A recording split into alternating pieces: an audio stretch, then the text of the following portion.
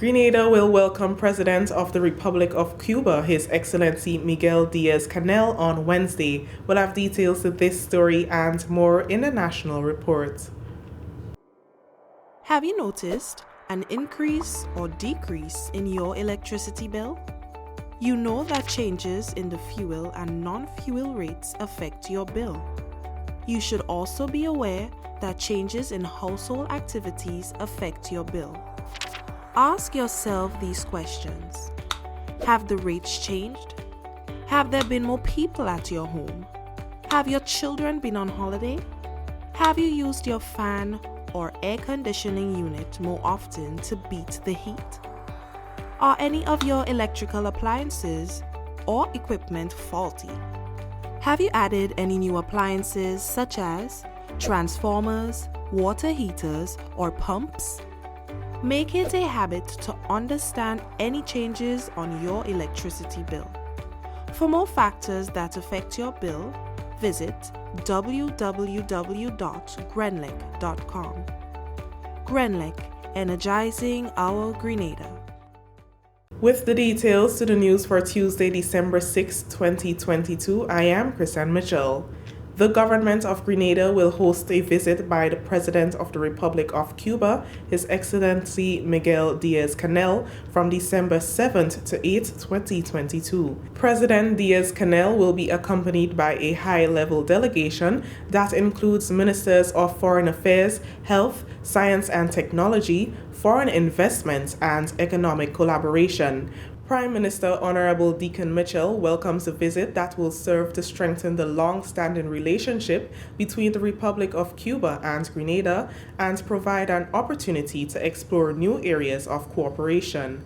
Activities earmarked for the two-day visit include bilateral and other strategic meetings, interactions with Cuban nationals resident in Grenada, and a visit to the Cuban monument. This year, 2022, marks 43 years since the establishment of diplomatic relations between Grenada and the Republic of Cuba. Government has announced the implementation of a phased increase to the National Insurance Scheme's pensionable age from 60 to 65. However, beginning January 2024, the pensionable age will move to 61. This was announced by Prime Minister and Minister for Finance, Honorable Deacon Mitchell, during his presentation of the 2023 Estimates of Revenue and Expenditure. Prime Minister Mitchell says this move is critical in preventing bankruptcy of NIS in the next 10 to 12 years. The gradual increase in the age forms part of recommendations made following a recent actuary review. Minister Mitchell said there will be an increase in contribution rates by 0.5% for both employers and employees in the new year. Increase the pensionable age on a phased basis from 60 to 65, starting with a move to 61 by January of 2024. 2, gradually increase the contribution rate for employers and employees from its current level of 11% to 16% by 2031, starting with an increase in 2023 to 6.5% and 5.5%. A 0.5% increase for employers and employees, respectively. Furthermore, Mr. Speaker, government will amend the NIS Act and strengthen the existing system to include protection for children of a deceased insured who are disadvantaged due to the negligence of a parent, and the inclusion of survivors and maternity benefits for persons who are in common law relationships. The Finance Minister also highlighted government's plans to re-engage the JIPA network to implement the National Health Insurance by 2025. NHI seeks to make healthcare more affordable and accessible for all Grenadians. We will tackle healthcare financing by introducing the National Health Insurance, or NHI. The former administration recognized the importance of this, but as in many instances, Mr. Speaker, failed in implementation. Our aim is to go live with the NHI by the beginning of 2025. We have allocated a sum of $1.9 million to re-engage the JEPA network and move speedily towards implementation. As stated earlier, Mr. Speaker, a total allocation of $114.2 million is provided under the Ministry of Health, Wellness and Religious Affairs for 2023.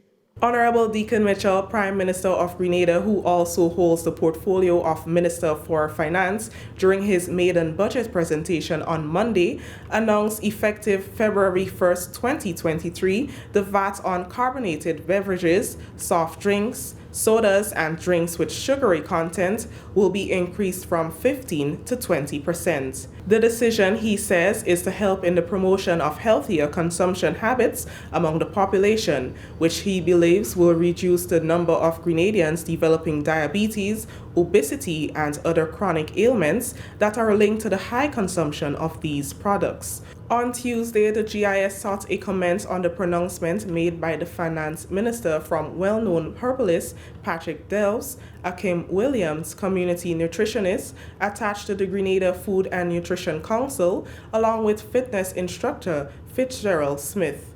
Patrick Delves says the decision made by the Deacon Mitchell-led administration is a wise but bold one, given the fact that it's an issue that needed to be tackled decades ago. I think he have good vision, and I'm going to say that a healthy nation is a productive nation. That's number one. So you can't have a sick nation being productive. And we know for a fact that sugars is destroying the Caribbean countries in terms of diabetes. Because Grenada have lots of it, St. Lucia have the most diabetics in the Caribbean country. And because we are on a sugar diet, that is one of the culprits that's causing us to have kidney troubles, pancreatic troubles, diabetes, diabetic retinopathy, and diabetic retinopathy. So I agree with that concept of increasing VAT, not only on that, cigarettes too, and alcohol. Akim Williams, community nutritionist for St. George's, says the increase in VAT on sugar products is an applaudable one, given the recent statistics on chronic ailments. What this is going to do is that it's going to help us make a dent. What we have seen the continuous increase in chronic diseases. So obesity has been on the increase, diabetes has been on the increase, and so we're hoping that this will not reduce it, will not cause persons to say that we don't want to drink sugar at all, but we're hoping to reduce the prevalence, and it's going to do a really good job in putting a dent into that and seeing some beneficial outcomes. For fitness instructor Fitzgerald Smith, the decision should not be seen as one aligned to high cost of products on the shelves, but more so one that will aid in the well-being of the people of Grenada, Carriacou, and Petite Martinique. There's a spot of obese people in this country. I mean, there's a health issue here in Grenada, and especially among the kids. Especially among the young ones. I run a football academy, and I can tell you about it. I coach football teams, and I can tell you about it. 13, 14, 15, the children are obese. And it's something that the government, the Ministry of Health, we must look into, or else we'll have a very unhealthy nation in the near future. So it's a welcome move for me, for the country on the whole, and I just hope we can take more and more steps in curbing the health situation here in this country. Effective February 1st, 2023, there will also be an increase on the excise tax on alcohol from $1.10 and $4.40 per litre to $1.50 and $5 per litre, and the excise tax on cigarettes from 105% to 200%. This is the National Report. The news will continue after the break. Grenada. The time for the national census is here again. Interviewers will be visiting your homes to gather information about you and your family. The data you provide determines budget allocation for health, grant funding for... Understanding the global disruptions, climate change paired with the COVID-19 pandemic and Russia's war in Ukraine, which continue to negatively impact the production, cost of food, and the efficiency of food supply chains globally, the government of Grenada is placing greater emphasis on the agricultural sector with an allocation of $54.3 million. One of the major initiatives for the sector in 2023 is the Food Security Enhancement Project, or FSEP. An outline of the project was shared as Prime Minister Honorable Deacon Mitchell delivered the 2023 estimates of revenue and expenditure on Monday.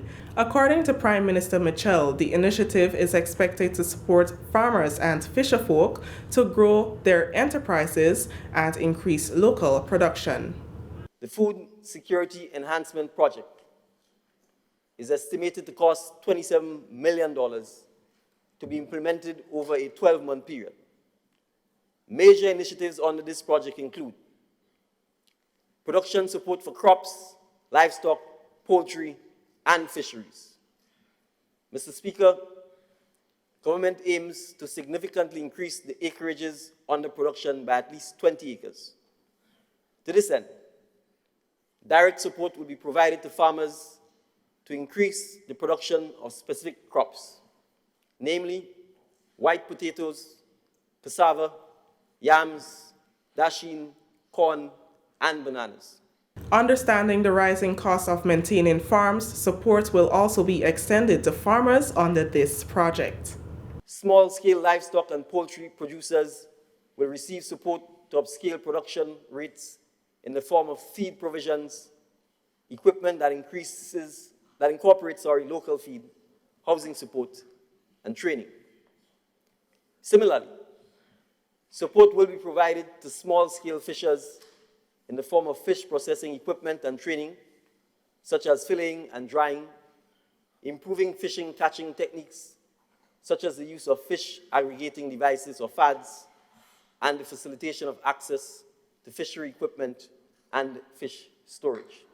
The Prime Minister also spoke of initiatives related to equipment and training, sustainable practices including the development of commercial composting centers and storage facilities for farmers under the project. Finally, in the news, more assistance is on the way for entrepreneurs as government moves ahead with plans to establish small business incubators at strategic locations island-wide. Finance Minister Honorable Deacon Mitchell told members of the Houses of Parliament on Monday during his budget presentation that this initiative will provide essential services and training to enhance the productivity of local small businesses, particularly in the rural areas. He said government will pursue partnerships with the private sector to deliver this support effectively and efficiently, thereby bolstering private sector contributions to growth and employment. In addition, according to Minister Mitchell, government will continue to provide financing support to facilitate the creation of new businesses and the expansion of existing ones.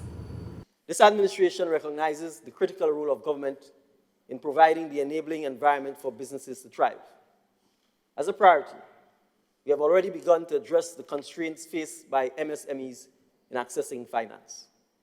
It is for this reason we refocused the COVID-19 stimulus project to support small and micro businesses. As I mentioned earlier, Mr. Speaker, since we launched the third phase of the project in October, we have provided support to 308 beneficiaries throughout the state of Grenada, mainly in agriculture and fishing, at a cost of $4.5 million. Mr. Speaker, government will review the stimulus package in January with a view to providing extended support if needed. That aside, government will continue to provide financing support in the form of grants and loans via the Grenada Development Bank and the Rural Development Unit to facilitate the creation of new businesses and the expansion of existing ones. The Micro, Small, and Medium-Sized Enterprises Support Program, which provides concessions on critical equipment, building materials, and a vehicle to support business operations, will be extended for a further 6 months from January 1, 2023. In excess of $15 million is available for direct financial support to MSMEs next year. That story has brought us to the end of the National Report for today, Tuesday, December 6, 2022. Recapping the top stories, Grenada will welcome President of the Republic of Cuba, His Excellency Miguel Diaz-Canel, on Wednesday. I am Kristen Mitchell. Thank you for viewing.